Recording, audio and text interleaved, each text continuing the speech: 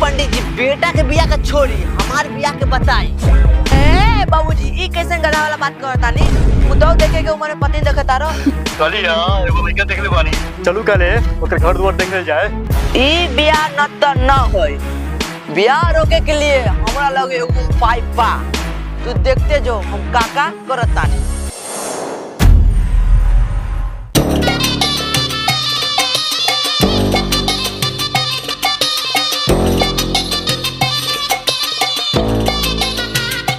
सरवा सब एथी पर खा के पेट भर लेबे त लड़का वाला हमर घिउरा खाइबे।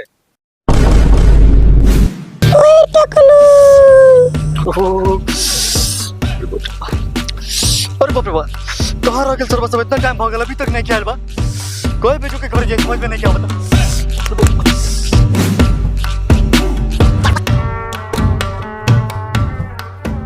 प्रणाम पंडित जी। प्रणाम प्रणाम दूर महाराज बहुत लेट कर दिया। चलो जल्दी जल्दी चलो। बाप जी का फेकन भाई तोर हजबे लीला बा। बेटा के शादी करे के में अपन शादी करत तारा। ए ते आल बार का चुपचाप बैठ ज्यादा लेक्चर मत दे। यहाँ पर जे बोल ले से बोल ले अगर अहुआ के सामने सरू कुछ बोल ले तो फिर हमरा से बुरा केहू ना होई। आ ते दो बार बियाह करे सरू तो हम बोले गेलियो रे। हां देखा तानी सरू तोर कैसे शादी होता। पंडित जी लेका वाला कितना दूर बाटे? जजमान आयु नु गेल दोग दोग पार करू। दोग दोग में लड़का वाला घर बा। अच्छा चलो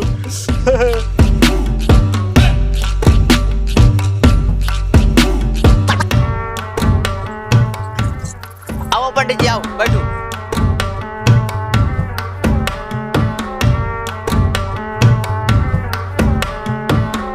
ए रबिया तनी नाश्ता लेके आता।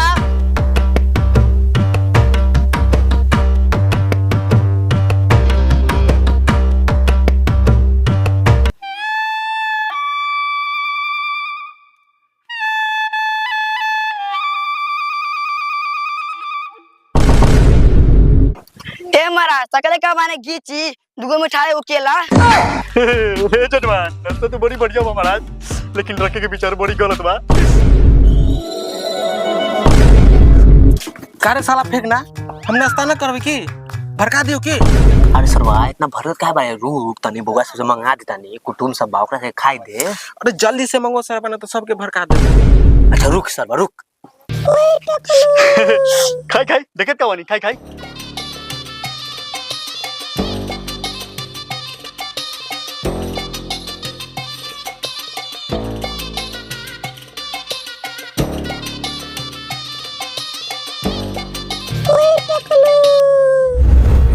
हाँ नाश्ता पानी तो हो गेल आगे के क्रियाक्रम चालू करी। बाबू कार्यक्रम हो केला। हाँ तो उहे तो डोमा जी लड़का के बुलाई। ए महाराज ये है ना पूरा पारा बाटे। ओ बाबूजी ई त हमर नाना के उम्र के बाटे। एका से हम अपन बहन के शादी ना करब। साला तू चुपचाप बैठ। बियाह करिया सर बुराड़ी में जवान लोंडा बनी। का हो छदन बा अपन बेटे के बियाह लेका से करब। का पंडित जी रवा काहे ना कुछ बोला तानी। ए हमला रे बोली न तू पूछता रे नहीं पूछता तो यहाँ बैठ के हम बाहर चली जाता नहीं अपने पंडित आने के लगे सुते रहा तू सब बात करत रहा। पंडित जी रउआ कहाँ जाता नहीं महाराज बैठू महाराज बैठू। का जाई ना बैठू ना महाराज का खिसिया गेली रउआ। चली तो पंडित जी के ना साइड में कुछ बात करे के बाटे। चलो कोई बात ना बा। हाँ तो जो भाई अब तनी साइड में कुछ बात करके आई तनी नहीं पूरा आई। चलो कहनी है कि जूजन पंडित महाराज जूजन पंडित बोलता नहीं झूलन पंडित लौड़ा बोलता नहीं। हाँ वे झूलन पंडित। हाँ ऐसा बुढ़ा लड़का से अपन बेटी के बियाह कैसे करियो। बुढ़ा लेकर नहीं तरह बता रे इतना बार के घर द्वार नहीं के तरह बता रे बहुत पैसे वाला लेके बा महाराज 9 बीघा 1.5 जमीन बाटे बड़ी पैसा वाला लेके बा 4 गो पारा पाड़ी दूर पर नहीं के नजर बता इतना बार का घर द्वार नहीं के दिखता। एक बार बियाह करूँ ना आग बन करे करूँ। हाँ तो चल पैसा वाला लेके बा लेन देन के बात कर लेवल जा। हाँ लेन देन के बात कर जा। चल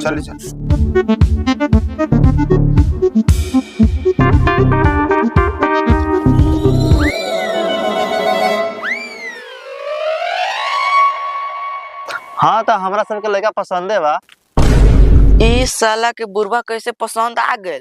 हाँ तो आए क्रियाक्रम चालू करी। जजमान का बोलता नहीं क्या करावे के बा कोई श्राद्ध में करावे के बा बोलता नहीं क्रियाक्रम कार्यक्रम होकेला। हाँ वो है। हाँ काहे ना कार्यक्रम चालू होके फेकन भाई अपन एगो केरा दो गुलाब जामुन ना खिलाले बानी। पसंद ना होई ना तो यहीं पे गड़े मास को के असम निकाल करे सरवा बॉडी सपोर्ट करे तारे घुस घुस खले बारे का दे बुआरे तनी तू रुकता। अरे तोरा देखत तानी तू हमरा शादी में बड़ा बोलत रे ई ले 100 रुपया तनी हमरा शादी में मदद कर तू। काओ चाचा हमरा भी कितना कच्चा दोस्त माने कि साला 100 रुपए खातिर पिघल जाए। ई ले 500 त आप मदद कर। चाचा ना कि चाची कहां बा? नहीं की चाची समझे को तोर शादी हो गेल बा। हां आयु समझे को तोरे को बाल बच्चा बा। ठीक हो जाते चला तनी पर ना ठीक बा खुश रह। चुप साला किसाऊ ना किसाऊ बियाह ना हो हमू देखो बियाह कैसे होता तू सिर्फ देखते जो। हाँ तो बताई रवा के मांग का बा? हाँ तो हमर मांग ली सुनी एगो लूना गाड़ी जो होला 2 लाख रुपया और एगो हमरा पहनेला सोना के चैन वो क्या कैरेट के 26 कैरेट के। ए महाराज 24 कैरेट के न होखेला। हाँ हाँ तो वो है। देखत तारे शिवम बुढ़वा के मांग कितना लंबा बा। ई ले 500 त साला गद्दा। हाँ तो हमरा के रिश्ता मंजूर बाटे। ए हमर लड़िया रिश्ता मंजूर करा ना बिना पूछे कैसे रिश्ता मंजूर हो जाई हो हमरो घर में कंगा इज्जत बा। बउआ अहाँ के पर्चे परचे हमरा ना के बा।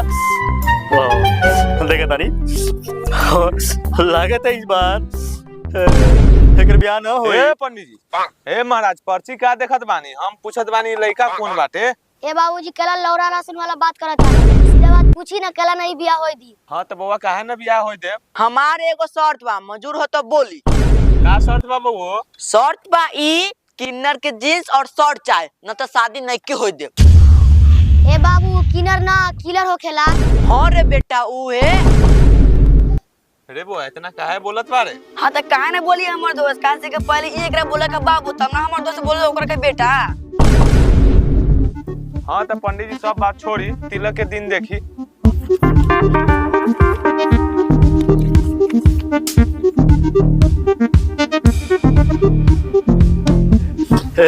जजमान का भाई पंडित जी? आए के दिन बड़ी शुभ बाटे। हाँ तो देर को ना बात के बाद छेक देवल जाओ लइका के का विचार बाटो मान। हाँ शुभ काम में विलंब कैला छेक देवल जाओ। हाँ तो रउआ से तैयारी करू। हाँ सामान लावा तानी। हाँ छेकू। हाँ तो होको हाँ तो बबो तनी धान चाउर तिल जौ गेहूं आ केरा के पात तनी काट के लेके आओ।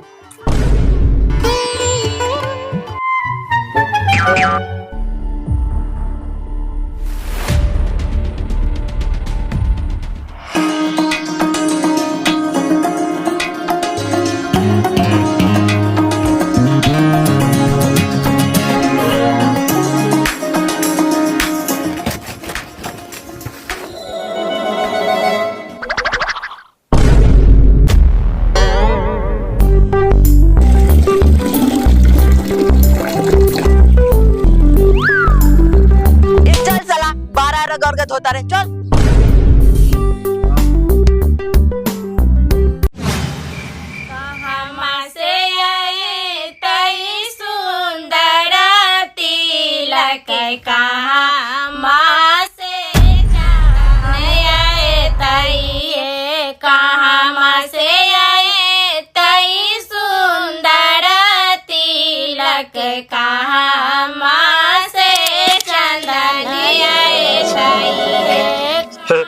बाबू तनी चंदन लिया बा।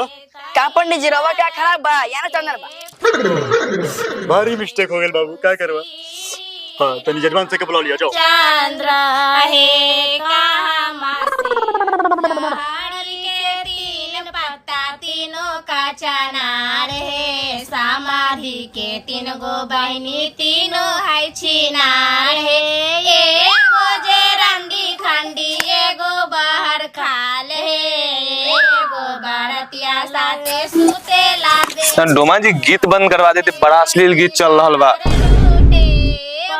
का करवे जजमान इतना 500 के रीति रिवाज बा इतना तो होते रहता। जैसे भाई सी के पोछ वैसे पंडित जी के मोछ सुनो पांडी जी हाली बेदाबा चढ़ाऊ सुनु पंडित जी नाता बहनी के गरियाए तोरा पंडित। तब जजमान लड़के के बुला जाओ। याली आइए गे। हाँ बाबू जजमान बैठो बैठो।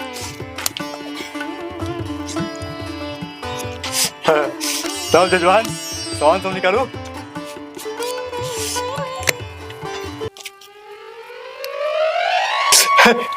जजमान ये वो क्या करता नहीं? ए पंडित जी रहुए तो कल ही अपन सामान निकाली। हे जजमान तमु सामान के बात थोड़ी निकाली है। अरे हम तो कल तिलक वाला सामान सब निकालो महाराज। ना कहूँ ना महाराज। चलो बैठो बैठो। ली हाँ ले भाई। हाँ तो दोस्त तोरे प्लान का बा? प्लान हमरा लगे ऐसे प्लान बानू बीचे में आकर बम फूटी तू सिर्फ देखते जो। तनी हमरा के बताओ कि तार प्लान का बा? चुप साला तू सिर्फ देखते जो हम काका करतानी। लगे कहाँ माँ से चंदन आए तई कहाँ माँ से आए तई सुंदर तिलक कहाँ माँ से चंदन आए तई है कहाँ माँ से आए। तब जजमान चलो दान दक्षिणा लाओ। गिल्टी भाई पैसो दी का? हाँ पैसा दी। ए महाराज क्या पैसा दी? रुपया दी। रुकी रुकी देता नहीं रुक। कहाँ माँ से आए तई लड़की के पापा पैसा ही पैसा हो गया। केकरो लगे 1 रुपया बा? हमरा लगे बा। लावा।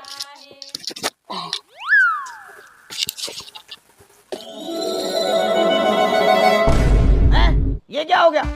ओ हमरा होके वाला नाना जी तू लड़का छके आइल वाला की बकरी छके आइल वाला?